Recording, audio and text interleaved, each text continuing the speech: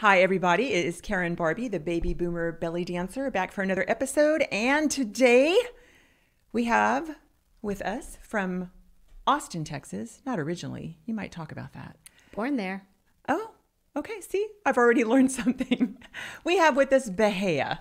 Yay. Hello. Yeah. Thank you for being here. Oh, thanks for having me. And we're going to start this out the way we start out everything. And that is for you to tell us a little bit about yourself, a little bit about how you got into belly dancing, a little bit about where it's taking you. I'll pop in here and there.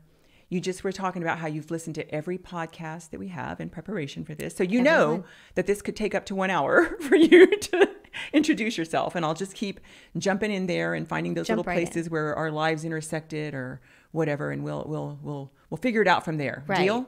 It's a deal. Okay. It's a deal. And I want to, I hope that it facilitates more things that I want to know about you. Oh, so okay. I think that'll be fun. Okay, I'm sure it will be fun. Hit it. Before belly dancing, there was, I did stuff before belly dancing. Oh, see, I never think about that. Okay. No, yeah. So before belly dancing, I was a competitive Scottish Highland dancer. Our first one in this studio. And I did that through my school. I went to a school that had a program for Scottish arts, for dance for the girls and for music for the boys. And this was eons ago. And so those two things didn't mix. But eons ago, and yet you are not a baby boomer. Not a baby boomer. Okay. I'm a Gen Xer. Okay. So I went to this school as a child. I started there when I was like 5 years old. And I started Scottish dancing because there was no gym for girls. I just did Scottish dancing. And I liked it. And I, did extra classes after school. And I got on the competitive track, but I wasn't all that good. And so, I went to some competitions and I won some awards, but eventually it started to lose. I started not winning. I stopped winning, and it lost the fun that it used to be. So how long do you think you did that? 6 or 7 years. 6 or 7 years. Okay. That's a long time when you're a kid. It is. And it's because that's where I went to school. And so that was my option. But I stopped doing competition when I stopped winning, but I still had to do Scottish dancing as part of our school curriculum. Okay. I gotcha. Right. Yes. So Scottish dancing, especially Scottish Highland dancing, is very structured. There are certain dances that are done in a certain ensemble, like costume, to certain music, and there's no room for personal expression at all. And so that's how I found belly dancing, really, is that I loved that was a rapid transition. Right. You're going to fill it in, right? Well, yeah. I stopped. My love for Scottish dancing had waned because I wasn't winning. And I still loved to dance, but I didn't feel like I could just jump into tap or ballet. I was already an early teenager. I felt like I was too late for those things. And so I still wanted to dance. And my best friend growing up in Houston was Greek. I went to a Greek festival with her and I saw belly dancing. I think I'd seen belly dancing before, but that's the first time that it really grabbed me that I want to do that thing. And so I opened up the phone book, the Yellow Pages in Houston, and I found the Sarome School of Belly Dance. Of course you did. Yes. Of course you did. Yes. And I told my parents I want to do this belly dancing, and my dad was kind of meh about it. He wasn't so sure. My mom was fully behind it, and so they would drive me to my belly dance classes. And you were a young teen. I was 15 when I started. And but I did all the research myself. All the research meant opening up the phone book. I took the initiative to find the classes myself. It was not something that I had help with at that point. And I really felt like it was one of the first things in my life that I did that. Like, I took the initiative to do this. I'm making this happen for myself. Very much unlike the Scottish dance. We had no choice. No choice. Right. And I absolutely love Scottish dance still. And I still love the music, Scottish Highland music. I love it. But it doesn't compel me to want to get up there and do those dance moves. Right. So you started at Sarome when you were 15. Yes. And so how long were you at Sarome? I was at Sarome from 15 until I moved to Austin. I moved to Austin when I was like 20. Okay, so 5 years. Yes. Okay. And- And were you, talk about your classes, your progression, were you performing? Not really. And I think that that's because I was the only 15-year-old. Everyone else was an adult. There were no other teenagers there. And yet you stayed with it. I You know, I did. mean, I get teenagers in my classes with a bunch of adults, and you can see that they're just not terribly comfortable with that idea. And Right. you probably have seen some of the same. They were very welcoming and so nurturing to me. I took classes with almost every teacher that was there, but my main teacher was Debbie. And she just really she is a mama to everyone. Yeah. And so because I was with her group most of the time, I felt that I was always welcome. And I had, I was a teenager, so I would go missing for a couple months from classes and then come right back. But I did come back, and I did not really perform in Houston. I would, just kind of be on the periphery of extra things, like the extra rehearsals for performances. And it wasn't until I also joined their hula group that I first performed. I know. Sarome had a hula group. So you performed Scottish dance first, hula second. Yes. Okay. But I was I know it just never grabbed me. Hula was just, I think that they just pulled me in because they were missing a person, really. It was never my thing. Yeah.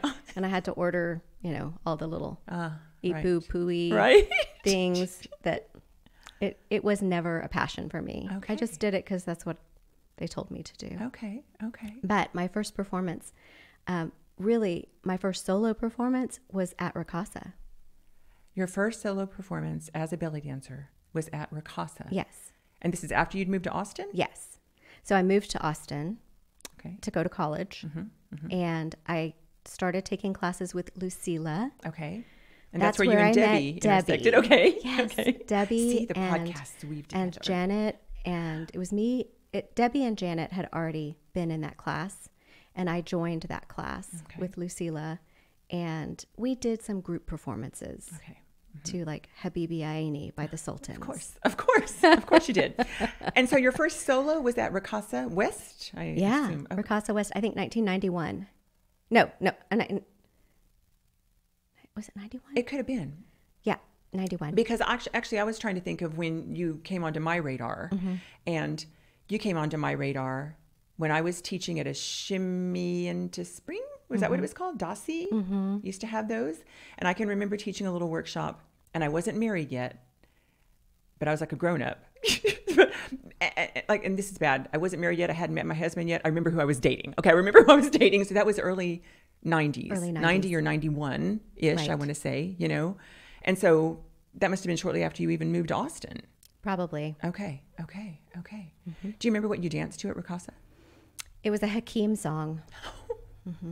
He's been around a minute. Yeah. Okay. Yeah, I'm trying to remember which one it was, but it was from the Lulalu era. Okay. I'm sure it was. Maybe on that same cassette. Was it something that you really wanted to do, launch out as a soloist, or was it something you were encouraged to do, or like what was your thought process about getting out there as a soloist in this other dance form?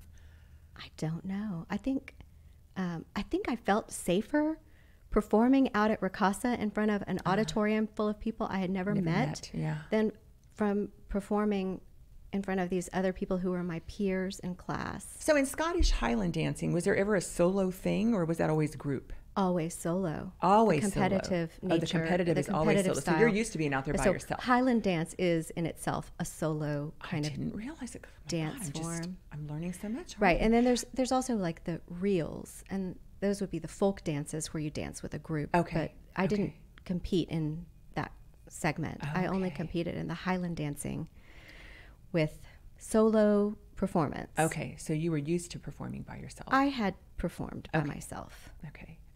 So after you did a solo out at Ricasa, were you then like drawn to wanting to do more solos? Oh, yeah. Yeah. I was hooked. It happens that way, doesn't it? Yes, adrenaline was flowing, and people told me I was good. Yes. And they're not going to lie. No. They know. And they must know. Their do. opinion matters. They are the experts. Oh, yeah. I was on a high. I thought that I thought I was really good after that. I think that's about the time I met you. So, Just kidding.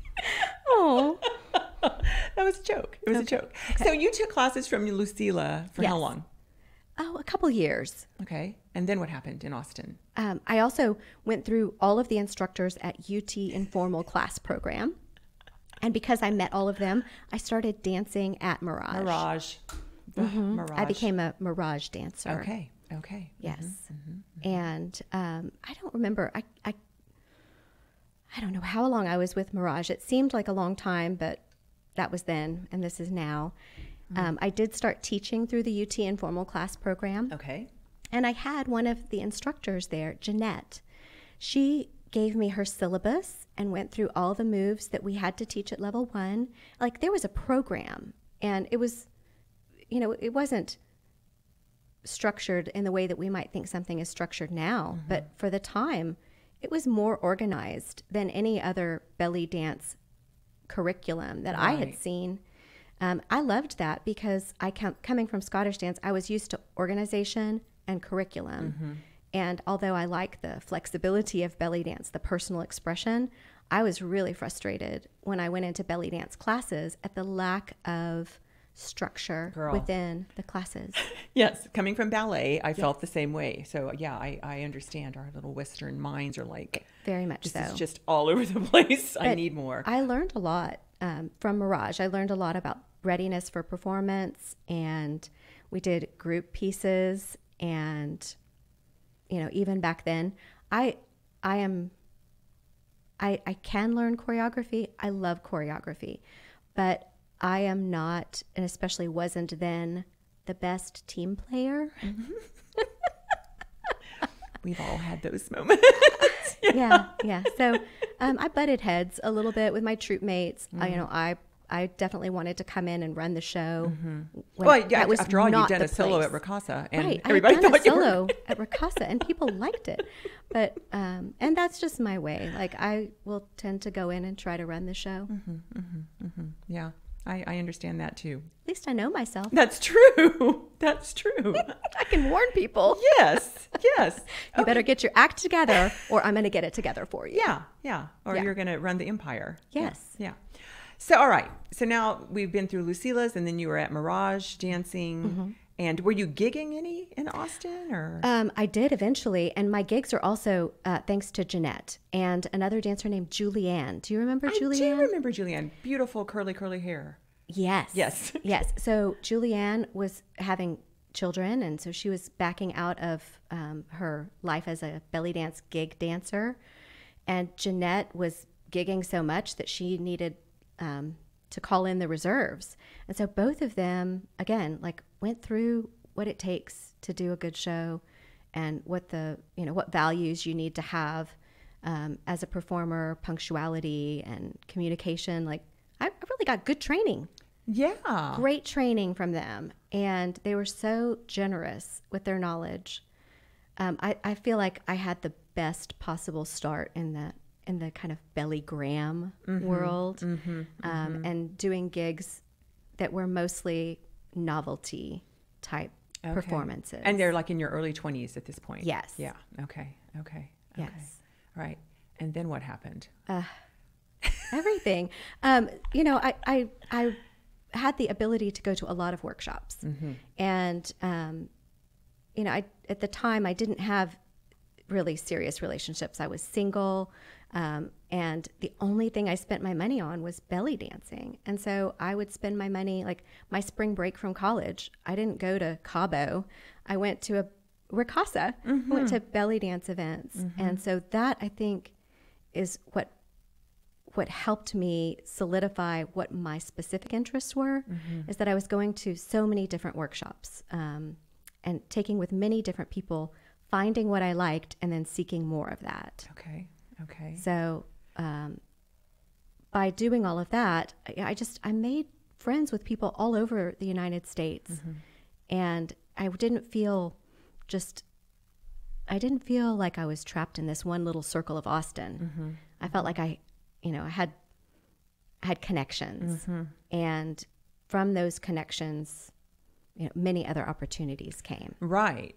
So where in all of this did you start wanting to host workshops and all of that? It's because of those connections. Yeah. So my friend Tracy, who is my Greek friend from my teenage years, we're still friends. She and I went to Greece. And when I was in Greece... So this is the one you were with at the festival when you saw Yes. it? Oh, okay. Yeah. So when I was in Greece, Bert Balladine told me I should go and try to find Rhea, who lived in Athens, an American dancer who'd lived in Athens for a long time and was an established dancer in Greece. And I ended up not seeking her out or finding her. This is, really pre-internet. Right. So you had to have someone's phone number. You had to have yellow pages or like write you did them in a Houston. letter, right? So that didn't pan out. But when I got back, I talked to Bert again, and he said, oh, hey, by the way, I talked to Rhea, thinking that you might be in touch with her. And I really think that you should bring her to Austin to teach. And so it was Bert Balladine's suggestion. I'd never hosted anything. He suggested it. And so I did it. And do you remember when that was? 1992. Oh my gosh. So like the year after Ricasa. Wow. I think it was 92. Okay. Yeah. Okay. And it was just that one teacher. It was just Rhea. And we did it at the Orthodox Church. Okay. In downtown Austin. And we had workshops all day while there were church women who were making food in the same parish hall that we were in for our lessons. And then we had a show at night, and the show was like standing room only. It was jam packed. And I mean, just luck, I guess. Wow. And, I thought that everything went wrong because I saw all of the nitty gritty technical stuff that could have been better, this, that, and the other. But in the weeks that followed after the event, everyone said, when are you going to do it again? And even my boyfriend at the time said, next time you do this, wow. And he was going to offer advice. And I was ready to just throw in the towel. I thought it was a disaster. A one-time thing. So you basically continued doing workshops from there. So that was just the first of many. That was the first of many. You didn't take a break. Like the next year you had another one? Yes. The only time I took a break was to have Maggie. Okay. Your dog. My daughter. Yes. So I had, the next year I had Fat Chance Belly Dance. They had never taught an out-of-state workshop at that point. So were you interested in that style at the time? I thought it was intriguing. Okay. I really did. The turbans and the face tattoos and lots of layers. I thought it looked exotic. Yeah. So, and I'd seen them at Ricasa. And there was nothing like that in Texas. I had never seen anything like that. And so I brought them out again. It was a huge success. So, okay, this might be good. So here you are. You said you were born in Austin. Yes. So how old were you when you moved to Houston? Baby. Yeah, we were in Galveston for a year, then Houston. So here you are in Austin, basically a newbie to the dancers in Austin. Yes. You've only been there a minute, and now you're hosting events. Yes. Was that received well? Actually, I think so. I think I was just not totally tuned in, so maybe it wasn't, but people were coming to the things. Yeah. Nobody was boycotting. And that's great. Whether they were like supportive or curious, it doesn't matter. At the end of the day, you need butts and seats at that and people in point, attendance. I was young, and I feel like people thought that, it was great that I was doing those things. Over the years, is when I felt maybe more resentment of my success. But, that's... I mean, I just always think about that kind of thing, because dancers who have been in San Antonio and taken classes from me, and then they, or taught at the studio, and then they uproot and they go somewhere else, and they want a role in that dance community. And that's tricky navigation. You don't just come up and throw up a sign and go, yo, I'm here and I'm from Texas and this is what we're going to do. You kind of have to fill out the community a little bit. I guess you'd done that. I was supporting you everyone. Were at Lucila's, I was supporting Lucila. I was taking classes even with Z. Helene. She taught at ACC. And, so I wasn't just showing up and expecting people to come to me. But so who else was hosting workshops at the time other than you? So Mila had hosted a couple workshops, and I think Jeanette was hosting Shimmy into Spring and Shimmy into September. She took over after Dasi Hadassah passed. And I helped Jeanette a lot. Really, I can't undervalue that connection to Jeanette. Yeah. She and I did so much together. I learned a lot from her from the seminar business. Also, Mila was very supportive in helping me get going. But once I got going, I feel like I had other skills from outside the dance world. I was organized and focused and really driven. And I didn't have kids or anything to distract me. I was laser focused on that, and I had supportive I mean, that's great. friends. I know it sounds like snarky and bitchy of me that I would even insinuate that you didn't have support, or that anybody would be resentful of you jumping out there with that kind of enthusiasm. That's Right. That's great. No, That's great. I can totally see that, because I mean there has been the snark. The snark has happened. Snark happens, And, but not there. And and that's sometimes I think it's imagined snark. Like I have a little bit of a complex about it sometimes. But really, when I was starting out, I had the most support from people.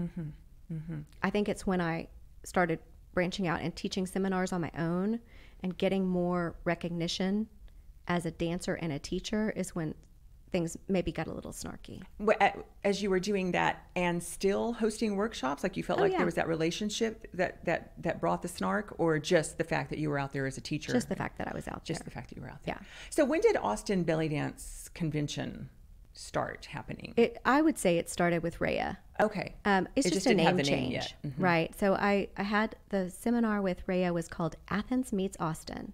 Okay. Isn't that cute? That is adorable. And then when I did my next event, I changed my name to Heart of Texas, and it was Bahaia's Hot Seminars, Yes, I HOT, remember Heart that. of Texas. Yes, I remember that. And I thought it was really clever at first, but then it got kind of old. The hot, everything hot, and I think that it had like some kind of sexy connotation that I didn't want. And so I changed the name to Austin Belly Dance Convention. And it was at that time in my life, I was thinking that you need to call something what it is and just keep things simple and not have flowery language, just straight to the point, so that people who are new could just say, oh, well, all right then. I know what this is. It's a belly dance convention in Austin. Right. What else could it possibly be? Hot might be a sauna experience or something. Right. And I thought, already belly dance can have this reputation of being, some kind of sexualized dance. And I didn't want that. I didn't feel that way at all. I really wanted to have this dance be elevated and respected. And I felt like my name that I had chosen was kind of holding my dream back. Okay. So So that works. Yeah. So Austin Belly Dance Convention. Okay. Austin Belly Dance Convention. I can't remember the first Austin Belly Dance Convention I went to, but I know I've been to several. But I do remember, I want to say it was the one where you had graciously asked if I wanted to do a CD release for my Mastery and Mystery CD that Samer Issa had worked on, because he had just worked on your Yabaheya CD. And so we did. And I think that was the one where you announced that you were pregnant. Is that true? This would have been around 2008-ish, 9-ish.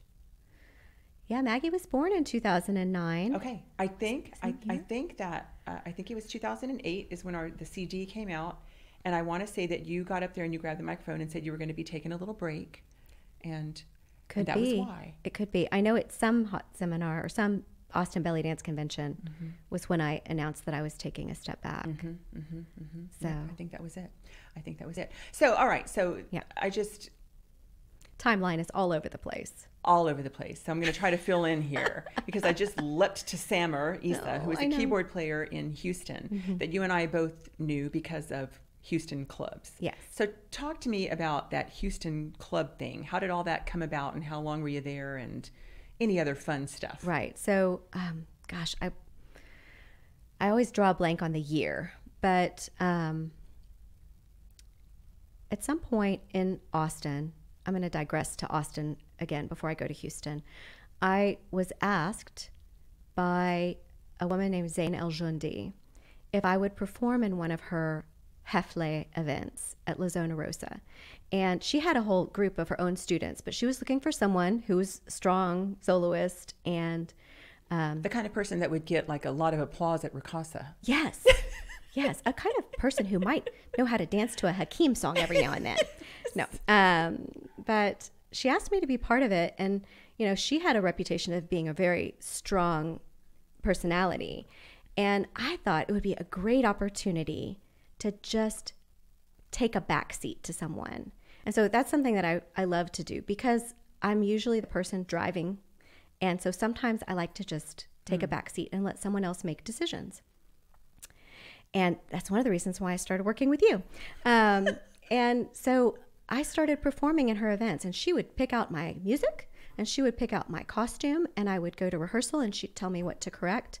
And I liked it because she was strong and definitive. I would not take that kind of direction from someone who was willy-nilly or who I didn't think had more knowledge than me. But I did that, and I really had a great time at her events, and I did them for years and years and years. And one time she called me and she said, there's this club in Houston called The Sands, and the owner is looking for a dancer, and I've recommended you. And she said, call him. And I called him, and that's where it all started with him. He was so nice, and they were offering me what I thought was a generous package to come perform there. I would get paid as the soloist, and he even said that they would pay for a hotel room for me for that night. And I said what was the truth, but what I think was a winning thing. I said, I don't need the hotel room because I'll stay with my mom, who lives in Houston. So immediately I painted the picture, I'm a good girl who stays with her mama. Yes. And from that, like, they always treated me like a good girl who stays with her mama. They always treated me like family and so nice and looked after me like I was part of their own family. And I went down there and danced at the Sands every other weekend for a year and a half or maybe 2 years. And then 9/11 happened. And after that, the clubs were dark for a while. And when they came back, it was just not the same. It was not as extravagant and different clientele. So was Sammer the keyboard player when you Yes. first went there? Okay. Yes. Okay. Yeah. Yeah. All right. And it was Sadullah? That's who you talked to? Sadullah. Yes. Isn't that fun? What a wonderful man. I know. He's a great guy. He's a great guy. Yeah. Okay. So that's the Houston thing. Yes. And so is that the only club you danced at, the Sands? That's the only club that I danced at regularly. I think I danced at Albustan maybe once or twice, you know, but I was mostly with Sammer and his guys, which was a different band. Right. And so I would do weddings with them. We did weddings all over Texas. And, you know, like it just was lifelong connections there. So obviously at that point you had zoomed in and decided that the Arab music, not Fat Chance so much anymore. I mean, you were starting to zoom in on what you really preferred. When do you feel like that was happening for you? You know, after going to Ricasa, I had this love affair with Layla Haddad, right? And in one conversation that I had with her, she was just commenting that, you know, basically there's the real deal and then there's all fantasy. And it led me to want to pursue the real deal. I didn't want to be the fantasy. And of course, my friendship with Debbie Smith was huge because we were sharing music ideas. And you know, we did a lot of things together. Debbie and I did. Like, we would just sit around and watch movies together and work on our costumes together and choose music together. And so I think that it was pretty early on that I got the idea that I didn't want, number one, I didn't want to belly dance to Western music. I was not going to be the dancer who, you know, just used whatever radio song and did performance, because people were doing that. But then specifically, I really started to gravitate toward, you know, Egyptian music, Arabic orchestra music. But you know what, Karen, it's not like it happened just like that. It happened over time. Really, ever since Sarome, the first cassette I bought was Princess of Cairo. Okay. So I liked that sound. Actually, I bought Princess of Cairo and some guy named Jimmy Leonardos and Ode to the Elements all at the same time. And I remember thinking, like, these are three very different things. And I liked the Princess of Cairo sound. Mm-hmm. At the time, I thought it was lots of little songs. I didn't realize it was a composition.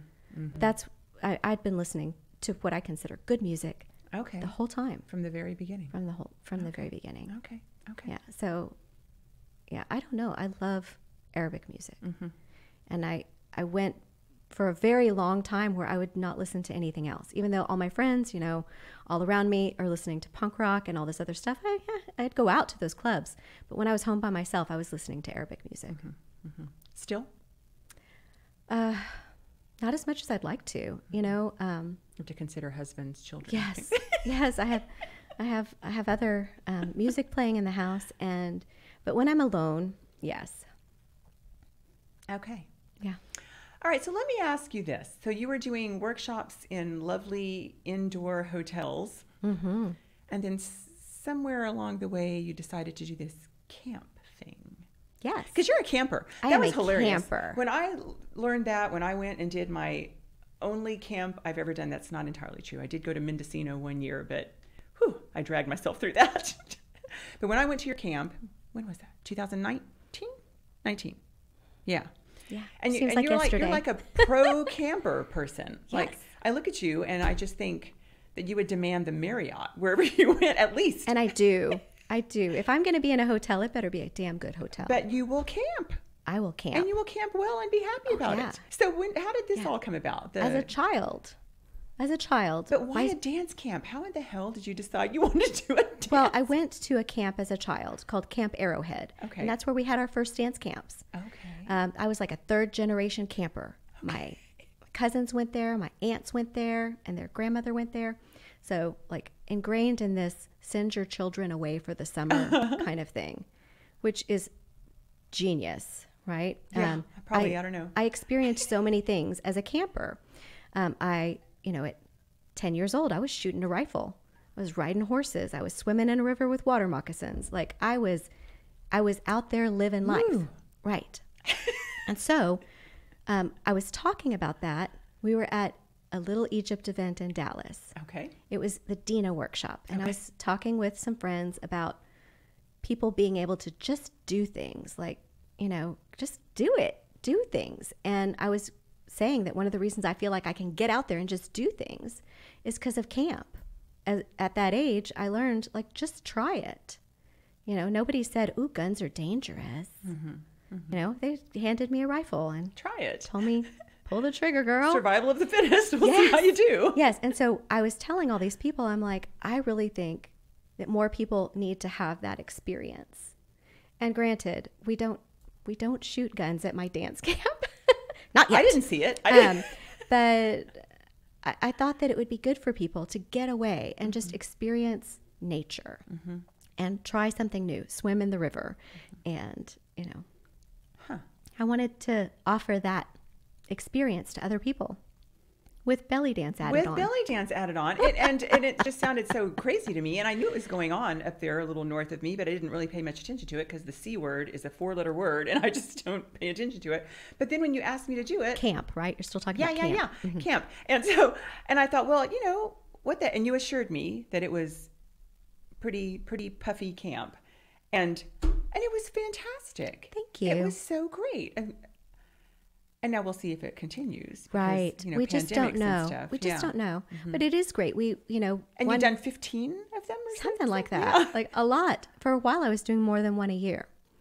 And I've had so many wonderful people out there. Yourself, Aziza, Virginia, Ava Fleming. I mean, I don't have the list in front of me, but all wonderful people who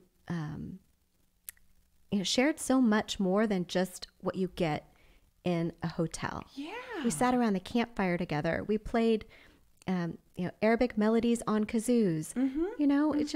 It was so much fun. Fun. Yeah. That's where I got this. Yes. Yes. Give that to me And again. I do love camp, but we're just not sure what the future holds because of COVID. I don't know when people will be ready to share a cabin with people who aren't members of their household. Right. We're still feeling that out. I don't want to say never, but I know we've said not this year. So we'll see. Yeah. So we'll see. And we want you to come back. Well, I want to come back. That's know the you do. craziest thing. I think like we could bring Project Band out there, except for there's no band. But there could be a band. Maybe that's the next step of Project Band, is that everyone learns to play an instrument from the Arab orchestra. We'll need a little time. We'll need a little time for that. I mean, I've got my kazoo, so that one's already taken. Okay, so everybody else needs to get the hard stuff. Yeah. Wow. Okay. You asked for plans for the long term. There you go. Yeah, that's a good plan. Oh man, yeah. I really wish I did play an instrument. Do you play any instruments? I tried. I come from a very musical family, and I tried guitar and bass and piano and vocal lessons, and I am a dancer. There you go. That's what I learned. That's what you learned. Yeah. I gotcha. I love to sing, but nobody needs to hear that. Nobody needs to hear it. Okay. All right. Yeah. Got it. Uh-huh. Got it. So, all right. Where else have our paths crossed? Because I'm looking here at the NAO thing in 2020, which was just last year, but let's not go to last year yet. Is there any other stuff that you and I have in common? And we talked about the Sammer CDs, the nightclubs in Houston, just kind of crisscrossing around in Austin. The Debbie thing. The Debbie thing is a big connection. I mean, everyone except me was coming down to take your classes in San Antonio. I think maybe it conflicted with my college schedule or my work schedule or something. But Judy and Debbie were coming down to take your classes. I did attend some of your workshops at the Diet Dance Studio in South Austin. And, and I ran into you at other shimmy into whatever workshops and we would cross paths in Houston from time to time. But, I'd always kind of held you at a distance because your personality is very strong. And I just, I felt like it's okay, it was overwhelming, right? Like, wow, you're a fantastic dancer and you have a, physical presence that's larger than life. And, I think it was a little scary. It was a little scary for me. So I just kept you at a distance until, I saw that you were doing a lot more things with live music.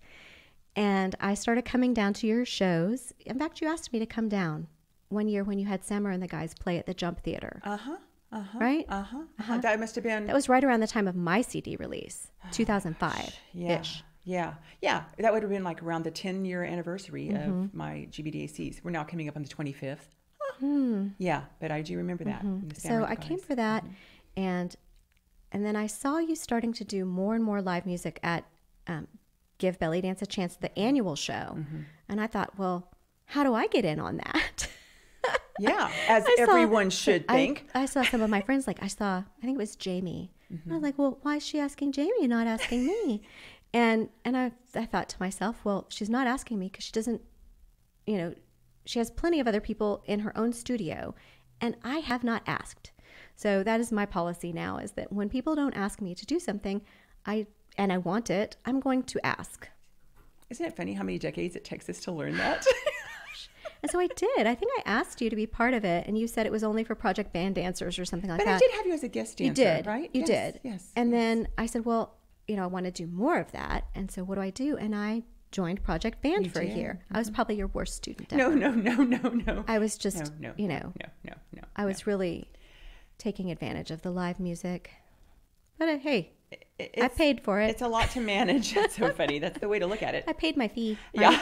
No, and we did a lot of private lessons. A lot of fun stuff. We did. We did. And again, it was kind of like the same situation that I'd like to put myself in a position where someone with more experience or knowledge than me can be my guide. And I'm not saying that there aren't tons of people like that out there, but the ones who I cross paths with are few and far between. And for me to just go to someone's workshop and learn, a cane dance, like although that's valuable, I still go to all kinds of workshops. Sure. But I wanted something richer. I wanted someone who could lead me, not just teach me a dance move. And so that's why I joined Project Band. And I found that to do Project Band well, I needed to devote more time to it, and I didn't. But those are great memories. Yeah. And and it got... who's to say I wouldn't do it again? I would. You and I talked more during your time in Project Band than we had in the previous 20 whatever years that our paths and have I think been that's one of the things that came out of it, is that I learned that we have so many connections, and that things that you struggle with as a studio owner, I struggle with as a studio owner. Right. And you've been so generous, like with, anything. Hey, how do you deal with this? And you're always very open about it. Oh, okay, good. So am I good? Good. Yeah. Well, Yes. and okay, so because of that connection that we were able to establish because of Skyping. This was pre-pandemic, so we weren't Zooming yet. We were Skyping, Right. I think, for your Project Band stuff. But then when the National Arab Orchestra, when the National Arab Orchestra Tacht Ensemble came to San Antonio for the very first time in 2018, you were there. Oh, yeah. Yeah, as was Sadullah. It was like a reunion. Yes. Yes. Yeah, I almost cried when I saw him. I knew it. It was such, oh my God, that was, there will never be another Anytime I experience. could be there, when you brought NAO here in any capacity, I was there. And I was in the audience at many GBDAC shows with the guys from Houston and the expanded band that you put together for there. So like anytime I could go and just listen to live music, I didn't have to be on that stage to be present. Yeah. And I think I wish that more people felt that way, that there's value in just listening to live music, even if you're not the dancer. And actually, especially if you're not the dancer, because when you're the dancer, you've got your mind on all these other things. When you're not the dancer, you can just sit there and soak it in. And sometimes in Project Band, I've had the girls watch a video of not themselves so that they can watch the musicians, because watching them create that music is just such a lesson. Whatever song they're playing, watching the interaction, they're cueing, the decisions they're making, like this. When you're improvising up there and you feel like you have to make some quick decisions, you almost feel like a victim, like, oh my God, but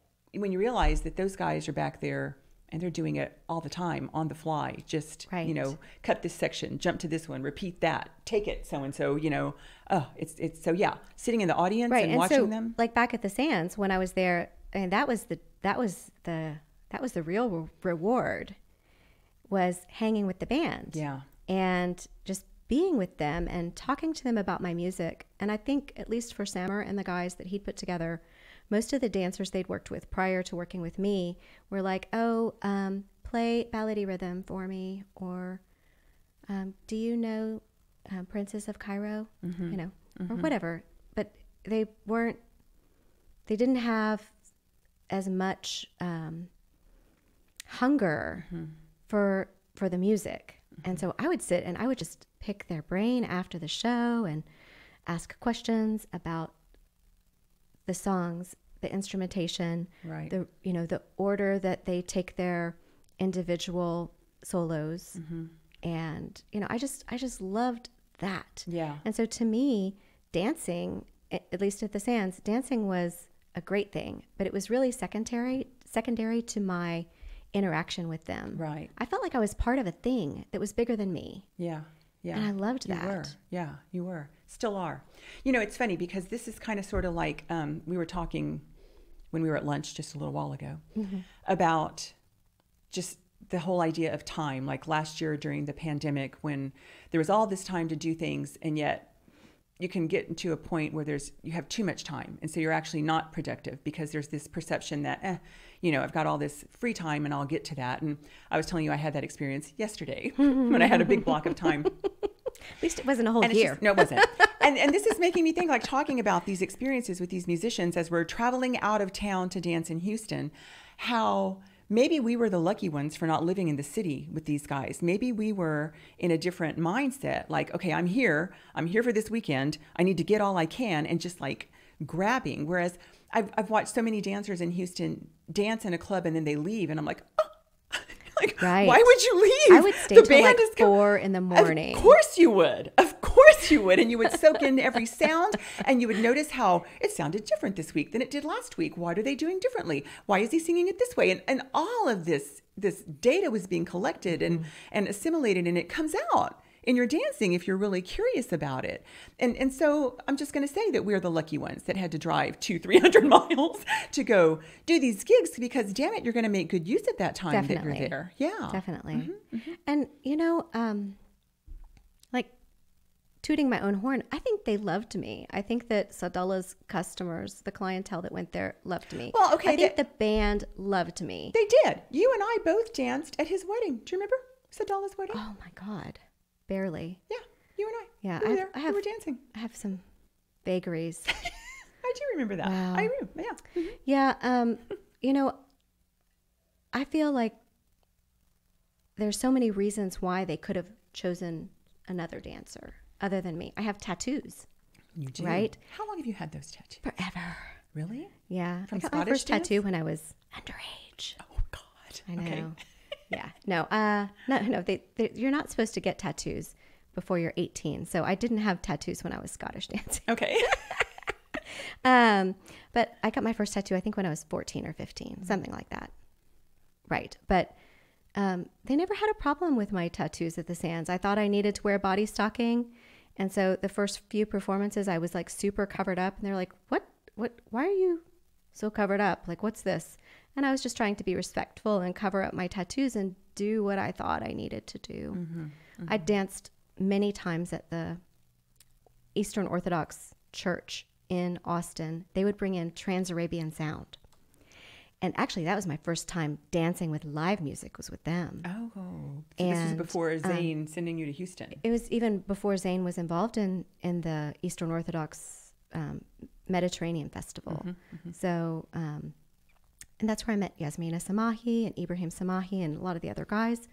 But when I danced there, because it was a church, I had to be very covered. And so I took that same kind of look down to the Sands when I started dancing there. And they were like, oh, no, you know, you don't need to be so conservative. And I told them, well, I have these tattoos. And Sam would joke. He was like, are you a biker or something? No. But, you know, but yeah, despite things like the tattoos, I think that they loved me because I was in love with that place. I was in love with the whole experience of the music. Trans-Arabian Sounds, you're taking me back, man. Those guys. Right? Your cassette. Yeah, Collection for Karen. Well, and just, you know, my whole story that I always tell about who Sam hates it every time I tell it. In 1988, when I was at the Miss America Belly Dance competition in San Francisco, California, where I came in second. The nerve. The nerve. But that's where I met Hussam. So that was the big win. Because Trans-Arabian Sound from Houston was shipped out to San Francisco to play at that event. So here I am in San Antonio. There they are in Houston. I'd have never crossed their path, except we were both in San Francisco that weekend. And they said, why don't you come to Houston? And the rest is history. So Trans-Arabian Sound, I think, oh my God, how many dancers could tell a story about the impact? Were you at my seminar when I brought Trans-Arabian Sound from Houston? I don't know. It was at a funky old hotel called the Chariot Inn. And the I think Chariot Inn sounds familiar. Morocco that year. And there were like 1 million people, like sardines in the ballroom. And I had Trans-Arabian Sound. I had to have been there. It was so good. There's no proof to the contrary. It was so good. Oh, I'm sure it was. And that was the first time that I learned that musicians who record music don't play it like they recorded it. That's right. Because, you know, I asked for certain songs, and Ibrahim said, well, that's not really one of our standard songs that we play live. And I didn't understand that at the time. That I think that he'd even recorded that in Cairo. So it wasn't even the same group of musicians. They didn't all know his compositions, which are beautiful, by the way. And so it was kind of just a little tidbit about how music works. And also Yasmina, Ibrahim's wife, who acted as their manager, she was very helpful in helping me understand, you know, so much about their setup, what they needed. I had to rent all this equipment for them. And like, it was really an experience, a learning experience. Yeah, I bet. Yeah, the first time you bring in live music, It is a learning experience, a very expensive learning experience. It can be expensive, but I wanted it, you know, Yeah. I wanted that. So, okay. So then this is because we're doing good here, Bets. We got about 10 more minutes here. Only 10. I know it. Oh my gosh. Talk about all the things. I know all the things. So you and I collaborated with the NAO on stage in San Antonio last January in 2020. Right. Yeah. That's the first time dancers have ever been on stage with the National Arab Orchestra Talks Ensemble. Yes. That was super exciting. It was huge. Yeah. I mean, it was just huge. Yeah, in every way. And that entire dance is going to get done again in October. I can't wait. Of this year. Yeah, when they come back into San Antonio, October 1st through 3rd. But I want you to spend a little time talking about Matthias. Oh, yes. And this upcoming project that you have that I am now participating in. Yes. How all that came about, because I think this weaves into your love of live music and supporting musicians, and we've had a weird year. We've had a super weird year. Mm-hmm. So, you know, before I go into Matthias, let me just say, if Sam or Isa is out there listening, where are you? Like, you know, I had the best experience recording that music with Sammer. And I was down there in the recording studio with him and the guys, you know, fixing and tweaking and, you know, rearranging the whole thing. I was very much involved, hands-on, in the recording of that. And then during the pandemic, I got probably, you know, just a mass Facebook message from Matthias Hasram. And I recognized the name. He has several releases. What do we call them nowadays? They're not even CDs. What do you say? I think people still say CDs. Okay. But it's not real. I recognized his name. I'd worked with some of his music before. And this message that I think was a generic form message said, do you want to be involved in my next project? Here's what it is. And here's what your contribution is financially. And here's what I will do for you. Create, you know, either a new composition or a rearrangement of a composition or a drum solo. And the timing of when I got that message was really important because, well, I would have said yes anyway, but the timing was important to me because throughout the pandemic, I felt like nobody was asking me to do their things. Side note, you have asked me to do things that I didn't do because I'm lazy. You are not one of the people who wasn't asking me to do things. But, you know, I was trying to hold on to my studio. I did these shows, you know, live shows, live virtual shows. Is that the right way to say it? I know what you mean. Right. So it was streamed live, all of these performers. And I was asking people to help me raise money to keep my studio. And I didn't get any invitations to be in anyone else's show. Pretty much at all. You invited me to teach. And I was feeling really annoyed by that to the point where I was upset about it. And I was having a conversation with Tamara Henna up in Dallas about how nobody asks me to do their stuff. And I always ask people to do my stuff. And I just wanted someone to ask me. The very next day is when Matthias's, you know, mass email arrives. And I thought, you know what? Even though he's not asking me, this is it. This is someone asking me to be involved in a project, and I'm going to say yes. And so I started corresponding with him, and through the process, I've told him a little bit about my experience being in the studio and recording music. And it wasn't going to be that because of COVID, right? And because he's in Florida. But I said, you know what? I'm going to do this project. I had like 2 questions, like, how much and where do I send the money? Because I wanted to be involved. I wanted something to give me a spark again. And so he made an original Magency composition for me.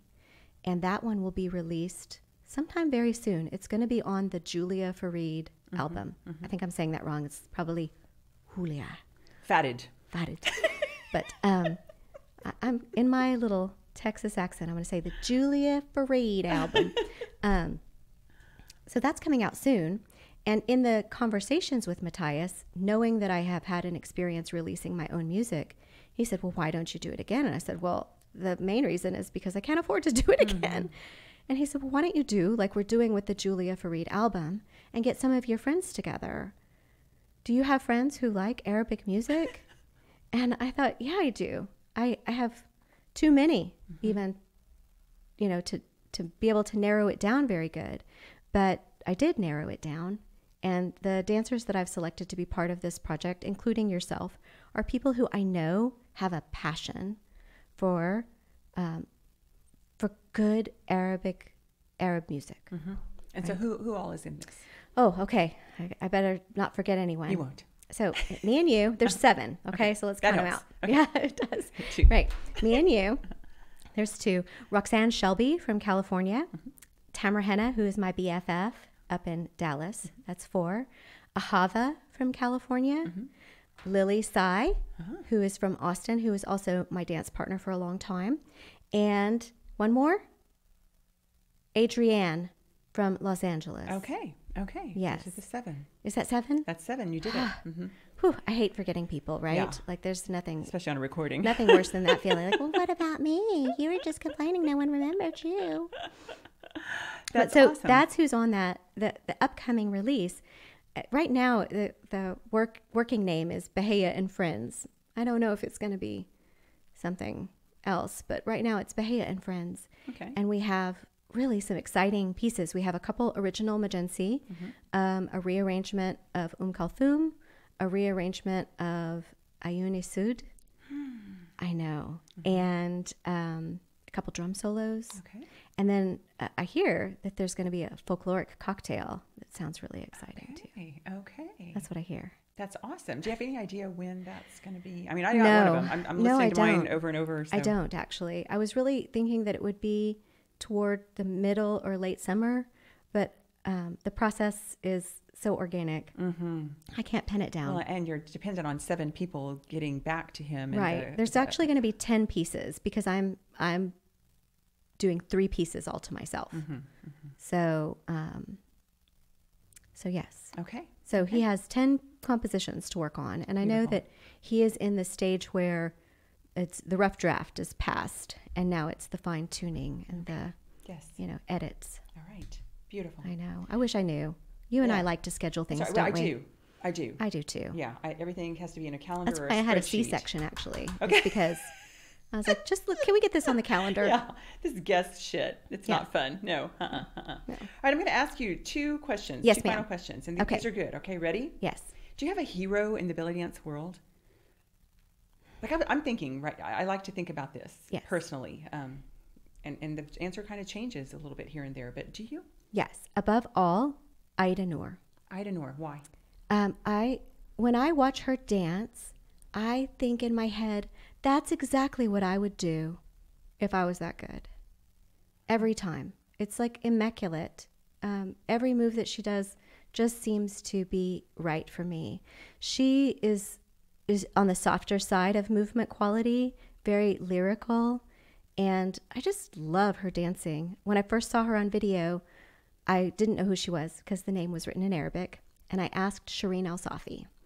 And within a couple years, Dee Dee was bringing her to Dallas. So it was like major fangirl meltdown being in class with her. And actually, I've gotten to know her. I've studied with her in Egypt.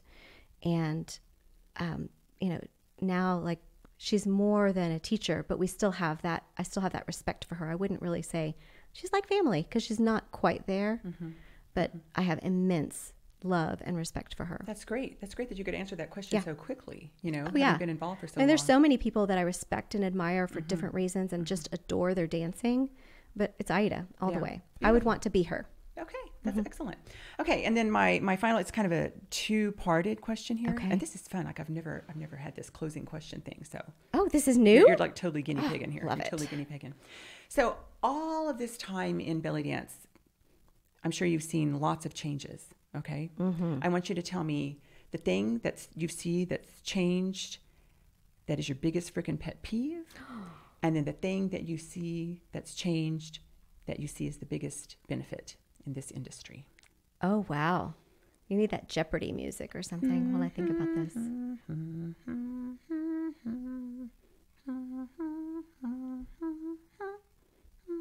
Okay, I'm ready. Oh, no, I don't. I have to wait till the ding.